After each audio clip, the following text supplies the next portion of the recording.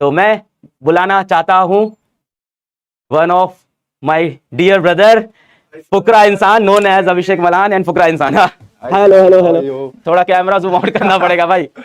Hello everyone. आपके जब भाई आए थे तब भी हम लोग कैमरा जूम आउट करना पड़ा था। ऐसा लग रहा है मैं तो सुपर हो गया। नहीं नहीं, वो अलील आपके कैपिटल टी वाले चले गए हैं तो। Oh, yes. मम्मी पापा दोनों की हाइट ज्यादा है। मम्मी की हाइट थोड़ी कम है, पापा की ज्यादा है। लाइक पापा इज 6 फीट, निश्चय 6'1", आई एम 6'2", तो घर में आप 6'2.5। सबसे लंबे। हाँ मैं बट सबसे पहले मैं सबको हैप्पी रिपब्लिक डे बोलना चाहता हूँ and I am glad so many students out there पढ़ाई करने आए हुए हैं एंड पढ़ाई लिखाई बहुत ज़रूरी है जीवन में एंड इसलिए सर ने हमें बोला कि आओ सबको मोटिवेट करो एंड मैंने बोला भाई ये मौका मैं मिस नहीं करना चाहता। इतने सारे लोग, इतने सारे बच्चे। और मुझे याद है मैंने 6-7 दिन पहले, आई थिंक आपको 4-5 दिन पहले हाँ, कॉल किया था। नहीं सर आपको पहले मैसेज आया पहले हाँ क्या हुआ तो इनको मैंने मैसेज किया और ये सर का मेरे को मैसेज आया एंड मेरे को ऐसा लगा किसी फेक बंदे ने मुझे अलग सर बन के मैसेज कर दिया है और मैंने रिप्लाई नहीं किया, ठीक है। और मैंने सर को इंस्टाग्राम पे डीएम कर दिया कि सर ये आपका नंबर है या नहीं, तो सर ऑब्वियसली सर बिजी है तो सर ने डीएम नहीं देखा। फिर मेरे को किसी और बंदे का मैसेज आया कि अलग sir is trying to contact you. मैंने कहा वो रियल है तो वो कहते हैं हाँ ये रियल है। फिर मैंने सर को मैसेज डाला सर आप रियल हो, तो सर ने बोला हाँ। मैं कहा सर तब भी ये मान नहीं रहे थे, कह रहे थे इंस्टाग्राम पे रिप्लाई करो पहले। मैं कहा सर इंस्टा पे आप मुझे रिप्लाई करो ताकि मैं एक बार विश्वास हो जाए कि आप ही मुझे मैसेज करो। बिकॉज ऑब्वियसली सर मैं आपको बताऊं मैं बहुत साल मतलब जब मेरी जर्नी चालू हुई थी तब से आपके मीम्स पे रिएक्ट कर रहा था एंड मुझे ऐसा मैंने आपको हमेशा ऐसे पढ़ाते हुए देखा। फिर एक दिन आपने मुझे बोला कि भाई वाह यार। यहाँ हूँ मैं आपकी लाइफ पे हूँ। नहीं thank you so much. I am very glad आपने मुझे अपॉर्चुनिटी दी। नहीं बहुत धन्यवाद, आप आए इन बच्चों के लिए आए यार, बहुत अच्छी चीज। क्या बोलने चाहेंगे? 10th के बच्चे हैं, 20-25 दिन बाद इनके बोर्ड एग्जाम्स हैं। यस क्या बोलना चाहोगे आप? मुझे ऐसा लगता है देखो सबसे इंपॉर्टेंट चीज है लाइफ में वो है मेहनत करना। तुम मेहनत करते रहो, कभी मेहनत से मतलब पीछे मत भागना। मतलब मुझे ऐसा लगता है मैं भी लाइफ में मैंने बहुत मेहनत करी है एंड बहुत लोगों ने मेरे को ऐसे बोला कि शायद तेरे में टैलेंट नहीं है, तेरे में टैलेंट नहीं। मुझे लगता है कि टैलेंट से इंपॉर्टेंट है हार्ड वर्क। वाह भाई क्या बात बोली यार। और सर ये मतलब सच बात है, people can call me talented but they should always remember कि I will be the hardest worker in the room. तो ये मैं सबको समझाना चाहता हूँ कि जितने भी 9-10th के बच्चे, 11-12th के बच्चे हैं, वो हार्ड वर्क से भाई पीछे मत हटो। क्योंकि हम अपना 100% देते हैं और ऐसा होता है सर कि बहुत बार हम अपना 100% देते हैं बट वी फेल। बहुत मेरे साथ भी बहुत बार लाइफ में हुआ कि मैंने अपना 100% दिया, मुझे लगता है कि अब तो भाई I am gonna pass with flying colours and मैं फेल हो गया। एंड मुझे ऐसा लगता है कि और उस टाइम दिल तो टूटता है भाई। सर दिल टूटता है बट उसका मतलब मुझे ऐसा मतलब मेरे को ऐसा लगता है कि जितने भी सब है we should believe in God and एक पॉजिटिव ऑरा अपने अराउंड हमेशा होना चाहिए कि भाई अगर ये पॉजिटिविटी है, अगर मैंने अपने बेस्ट दिया एंड मेरे बेस्ट देने के बाद भी मैं फेल हो गया तो कोई दिक्कत नहीं है। भगवान ने सही में कुछ ना कुछ अच्छा और लिखा होगा and we have to go on the other opportunity. Right, वो बहुत जरूरी है।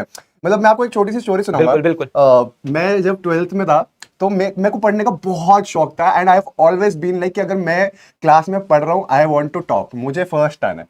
तो मैं पढ़ा बहुत ज्यादा, मैंने मेहनत करी।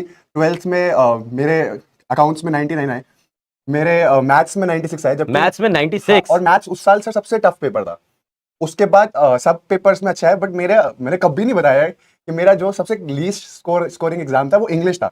जबकि मेरे को मेरी टीचर ने बोला था कि ऐसे प्रॉपर लेफ्ट में लाइंस बनाना, राइट में लाइंस बनाना, मार्कशीट पे अच्छा अच्छा लिख के आना। और मेरी इंग्लिश अच्छी थी। मेरे जिन दोस्तों को मैं इंग्लिश का मतलब लेक्चर भी देता था कि भाई ऐसे ऐसे पेपर आ सकता है, ये होगा, उनके भी मेरे से आते थे बट मेरे 90 आए थे। एंड वो मेरे को पता चल गया था क्यों, क्योंकि मेरी हैंडराइटिंग बहुत बुरी थी। तो एक इंग्लिश में वो कहते हैं कि हैंडराइटिंग अच्छी होनी जरूरी है, बट वो ऐसी बातें वहां चल रही थी। बट मैंने कहा चलो ठीक है, मैंने कुछ गलत आंसर्स करे होंगे जो भी है। तो बोर्ड हो गया, मेरी टोटल परसेंटेज बनी 95 12th में एंड मेरा सपना एसआरसीसी जाना है भाई, इसको तो एसआरसीसी जाना है।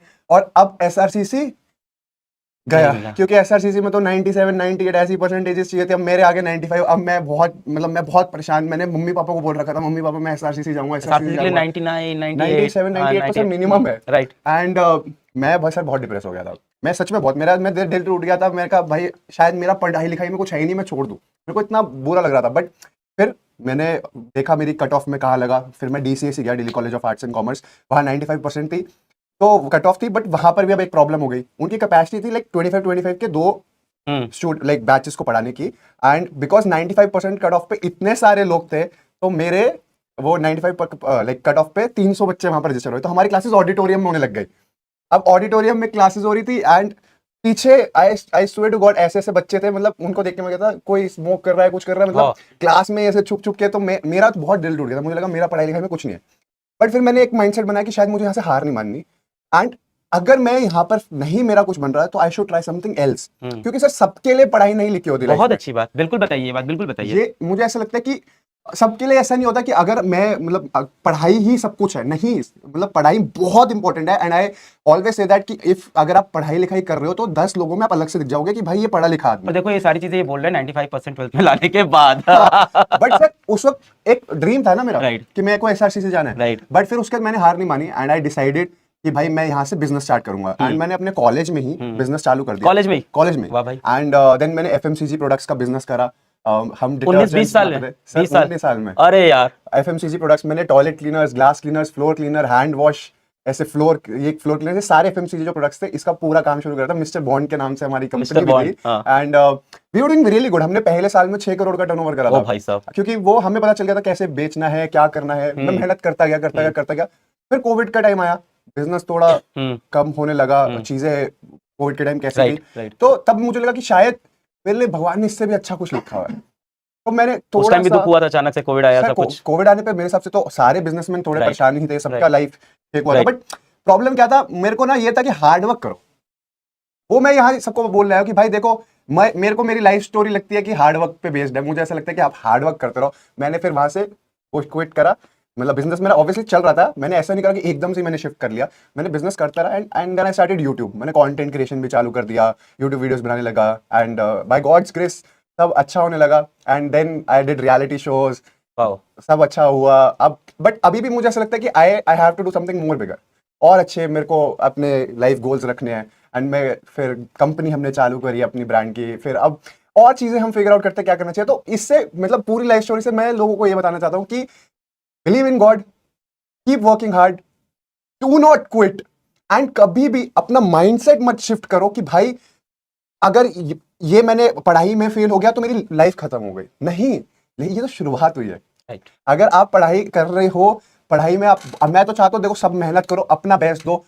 तुम्हारे बहुत अच्छे मार्क्स है, सबको वो मिले, जितने लोग देख रहे हैं सबको वो मिले जो वो चाहते हैं लाइफ में। बट अगर नहीं मिलता तो वो डिप्रेस नहीं होना। Right.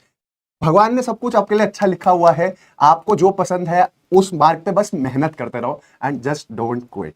देखो भाई क्या बता रहा है, 95% आए, उसके बाद भी ड्रीम कॉलेज नहीं मिला। फिर एक ऐसा कॉलेज मिला जहाँ पे भी प्रॉब्लम हुई, फिर वहाँ पे गया, वहाँ पे थोड़ा सा डिप्रेस हुआ। उसके बाद भाई ने एक बिजनेस स्टार्ट किया, फिर कोविड आया, वो बिजनेस भी कोविड के अंदर प्रॉब्लमेटिक हुआ। फिर भाई ने यूट्यूब पे वीडियो बनाया।